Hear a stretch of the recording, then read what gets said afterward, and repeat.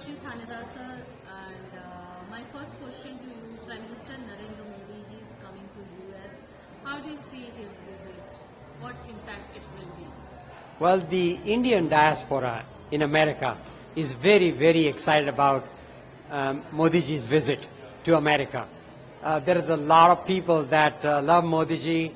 They appreciate what he has done for the country, increasing the economic power of India. India has become a super economic power because of the vision of Prime Minister Narendra Modi.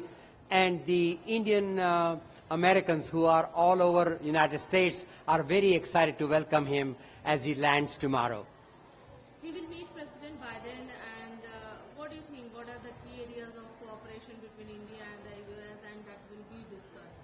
Well, look, China is becoming very, very aggressive. And, India and United States need to form a very strong bond, whether it is in technology, whether it is in defense, in science, commerce. We need to have strong ties with India. India and US need to work together because China is becoming very aggressive, and the only way for us to slow down China is to have a strong India-US relationship. Now, Prime Minister Modi ji has a very good chemistry with President Joe Biden. And so Prime Minister Modi ji also had a great relationship with President Trump, as you remember. So he is a very charismatic leader, and America values Modi ji for the leadership that he has provided to India. Sir, Quad Summit is also will take place. So what do you think? What are the key outcomes expected from this summit? Well, a lot of it is economic collaboration. All these four countries need to work together to help each other's economy. Look, during COVID times, the economy suffered all over the world, and the United States came out of that economic problems very quickly because of President Biden's leadership.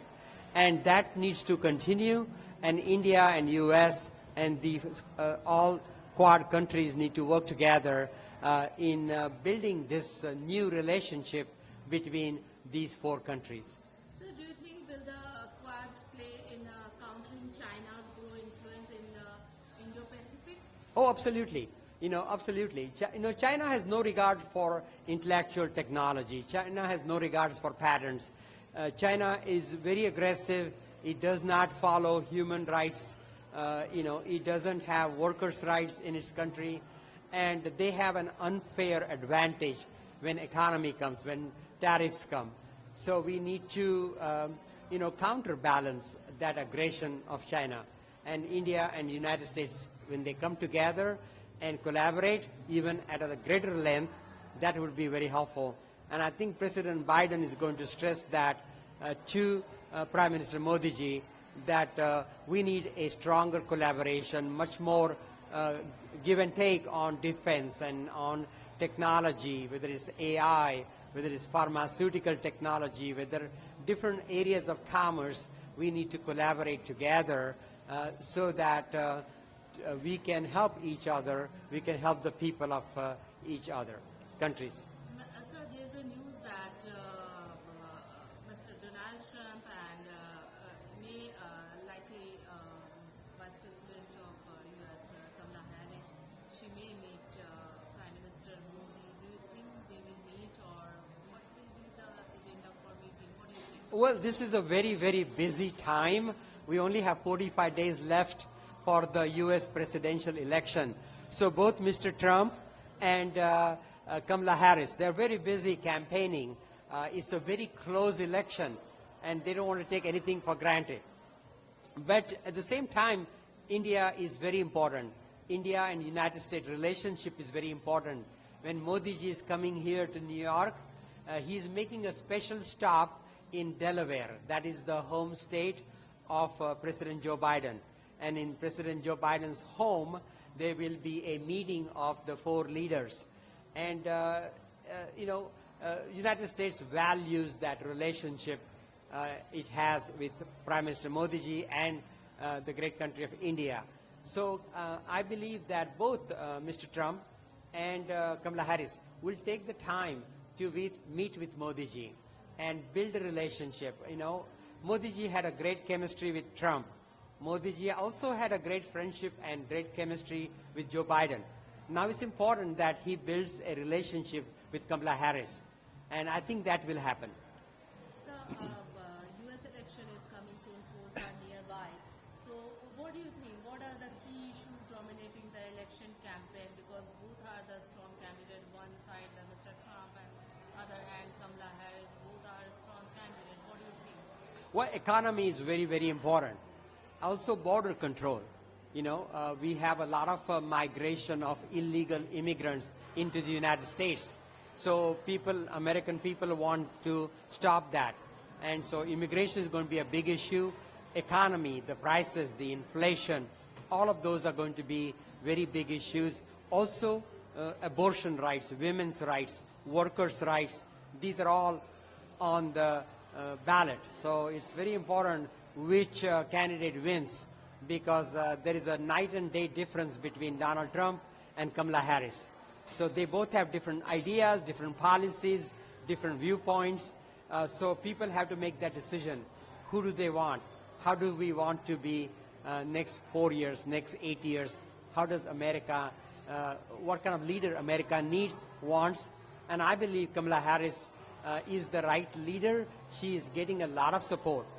There is a lot of enthusiasm among African Americans. There's a lot of enthusiasm among young people. There's a lot of enthusiasm among women. She will be the first woman of South Asian descent, first woman of African American background to become the president of the greatest nation in the world. So all eyes are on Kamala Harris and Donald Trump. And what I see it is that right now the election is leaning to Kamala Harris. Major states like Michigan, Pennsylvania, Wisconsin, Kamala Harris is doing much better. North Carolina is going to be in play. This is typically a state that Republicans win, but this time it appears that Kamala Harris would win North Carolina. So here, as you are the representative of the ruling party in U.S. and you are definitely representing Democratic Party, so you are favoring your candidate. So what is the key point that you are thinking that definitely U.S. people will going to vote the Democratic Party? Well, look, Kamala Harris has done good work for the last 4 years. She has created 16 million jobs. So the inflation is now coming down. Prices are stabilizing. Whereas Trump is unpredictable. You know, he says crazy things. He says some weird things about animals and dogs and cats, and you never know what is he going to say next or what is he going to do. He is not as trustworthy, as reliable as Kamala Harris is. Kamala Harris is very proven. She has the experience, and she has proven last 4 years what a good work she can do.